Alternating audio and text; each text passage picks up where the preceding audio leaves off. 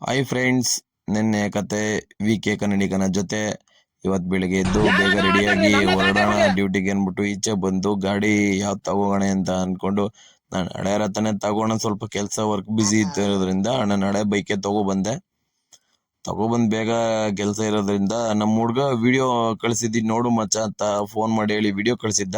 ಆ video open ಮಾಡಿ ನೋಡಿದ್ರೆ ಅವ್ನ ಗಾಡಿ ತೊಳಿದಿರೋದು ವಿಡಿಯೋ ಕಳಿಸಿದ್ದ. ಹಾಗೆ ಬೈಕ್ ಹೊತ್ತು ಲೋಫರ್ ಅಂತ ಅನ್ಕೊಂಡು ಮತ್ತೆ ನೋಡ್ತಾ ಇದ್ರೆ ಮಗನ ತೊಳೆದಿರೋ ಕಡೆ ಅಷ್ಟು ಚೆನ್ನಾಗಿ ಗಾಡಿ ವಾಶ್ ಮಾಡ್ತಿದ್ದ. ಆಮೇಲೆ ಹಾಗೆ ಇನ್ನೊಂದು ವಿಡಿಯೋ ಬಂದಿತ್ತು, ಓಪನ್ ಮಾಡಿ ನೋಡಿದ್ರೆ ಅದೇ ನಾನ್ ಲಾಗ್ ಮಾಡಿರೋ ಐಡಿ ತಗೊಂಡು ವಿ.ಕೆ ಕನ್ನಡಿಗ KR11 ಅಂತ ಒಂದು ಸ್ಟಿಕ್ಕರ್ ಹೊಡ್ಸಿದ್ದೆ. ಅದನ್ನ ಬೇಕು ಅಂತ ಆಟ ಮಾಡ್ಕೊಂಡು ಅವ್ನ ಗಾಡಿಗೆ ಅಂಟಿಸ್ಕೊಂಡಿದ್ದಾನೆ ಗ್ಲಾಸ್ಗೆ. ನೋಡಿ ಫ್ರೆಂಡ್ಸ್, ಚೆನ್ನಾಗಿದೆ. ಮತ್ತೆ ಫಿಲಮ್ ಬಂದು ನಮ್ ಬಾಸ್ ಫಿಲಮ್ ನೋಡೋಣ ಅಂತ ವೇಟ್ ಮಾಡ್ತಿದ್ದೆ. ಡೈರೆಕ್ಟ್ ಅಪ್ಪ ಅವನು ನಮ್ ಬಾಸ್, ಉಪ್ಪಿ ಬಾಸ್.